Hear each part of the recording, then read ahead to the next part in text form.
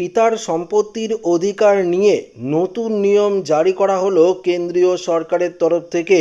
এবার ভাইয়ের সম্পত্তিতে বোনের কতটা অধিকার থাকবে সমস্ত কিছু আপনাদেরকে এই ভিডিওটিতে একদম ডিটেলসেই জানিয়ে দেব। তো অবশ্যই ভিডিওটিতে আপনারা প্রত্যেকেই প্রথম থেকেই শেষ পর্যন্ত সঙ্গে থাকবেন।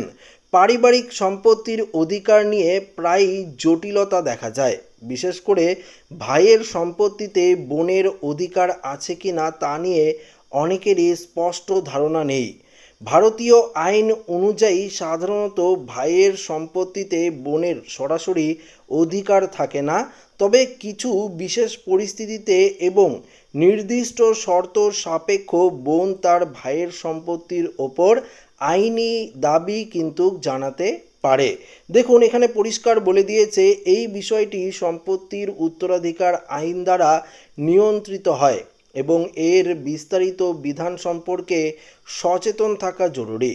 হিন্দু উত্তরাধিকার আইন 2005 সালের সংশোধনী অনুযায়ী পৈতৃক সম্পত্তিতে ছেলে ও মেয়ের সমান অধিকার নিশ্চিত করা হয়েছে। অর্থাৎ একজন পিতার স্ব-অর্জিত নয় এমন পৈতৃক সম্পত্তিতে পুত্র এবং অবিবাহিত বা বিবাহিত কন্যা উভয়ই সমান অংশে থাকে।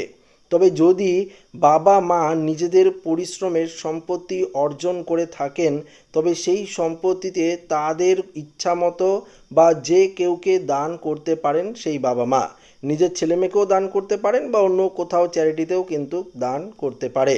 এই ক্ষেত্রে যদি বাবা মা তাদের কষ্টার্জিত সম্পত্তি মেয়ের নামে লিখে দেন, তবে ভাইয়ের পক্ষে তাতে কোনো আইনি সম্পত্তি জানানোর সুযোগ কিন্তু থাকে না। অর্থাৎ বুঝতেই পারলেন, যদি বাবা মা তাদের স্ব উপার্জিত যে সম্পত্তি রয়েছে সেটি যদি তার নিজের মেয়ের নামে লিখে দেয়, তাহলে কিন্তু তার যে ছেলে অর্থাৎ মেয়েটির যে ভাই, সেই সম্পত্তিতে কোনো আপত্তি কিন্তু সে জানাতে পারে না। তো বুঝতেই পারলেন। বিশেষ করে দেখুন এখানে কি বলেছে, বিশেষজ্ঞদের মতে সাধারণত ভাইয়ের সম্পত্তিতে বোনের অধিকার না থাকলেও কিছু ব্যতিক্রমী ক্ষেত্রে এটা সম্ভব।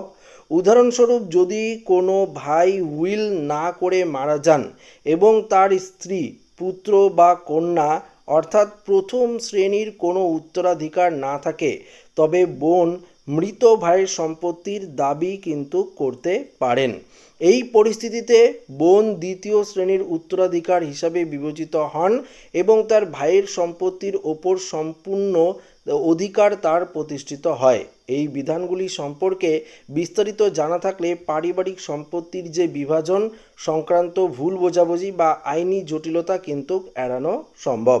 তো বন্ধুরা, আপনারা বুঝতেই পারলেন যে ভাইয়ের সম্পত্তিতে তার বোনের কতটা অধিকার থাকে বা পিতার যে সম্পত্তি রয়েছে স্ব উপার্জিত সম্পত্তি, সেই স্ব উপার্জিত সম্পত্তিতে তার মেয়ে বা ছেলের কতটা অধিকার থাকে সেটাও কিন্তু আপনারা জানতে পারলেন। তো আশা করি ভিডিওটি প্রত্যেকের ভালো লেগেছে।